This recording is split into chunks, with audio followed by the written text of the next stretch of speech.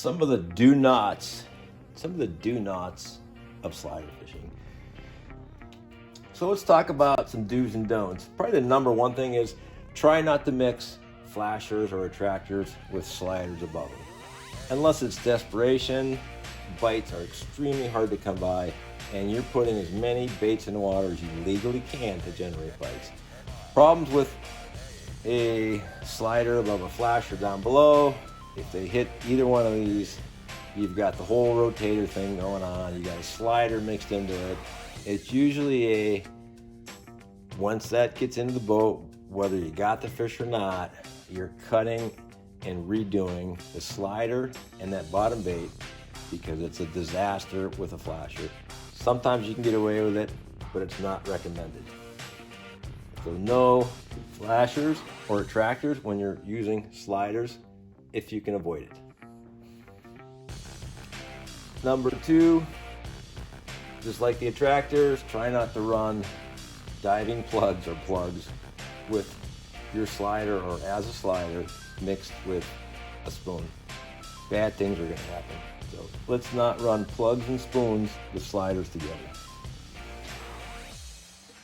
Number three tip, try not to run sliders or free sliders or friction-free sliders if you're using a very long lead off your bottom bait. It's an enormous amount of reeling if that fish hits your slider to go all the way down here, trip this, and connect all the way back here to this spoon. Okay, so chances of success are low. So in that instance, I would use a fixed or semi-fixed slider with unusually long leads off your ball. Number four, if you are tripping your rod to check your lures or change your lures or get weeds off them or whatever, or maybe you've had a missed bite, when you pop that rod and you reel like a maniac, a lot of times that slider and your bottom bait, your bottom spoon, are going to get highly tangled because of that speed reel process. If you get a bite, you have to trip the rod and start reeling. If you recognize that fish is not on that rod, don't speed reel.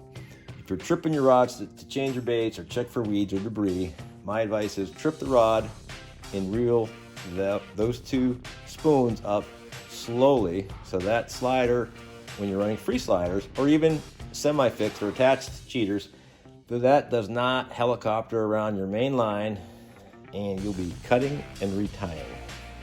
That is a big one. Number five, when using semi-fixed sliders or pinned cheaters, there is definitely some communication needed between the guy reeling the fish in and the guy who eventually has to get that pinned or semi-pinned slider cheater off of that guy's rod before he tries to reel it through the tip of his rod. Not going to go well for you. So definitely some coordination. Hey, it's coming, it's getting closer, get ready. And that guy with the rod has to do a little, rod bowing, not have a 10-foot stick above this guy's head where he can't reach to get this thing off. He's got to back up a little, maintain tension, keep that bow and rod, bring that rod down, and that guy, his teammate, needs to, quickly get that unclipped.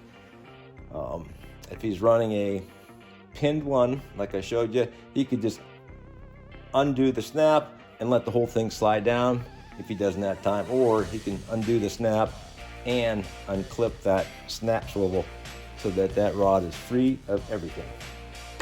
Coordination needed. Number six, if all this seems challenging, not worth it, it's confusing, or you don't want to deal with the extra grief or the possibility of tangles, don't run any cheaters or sliders at all.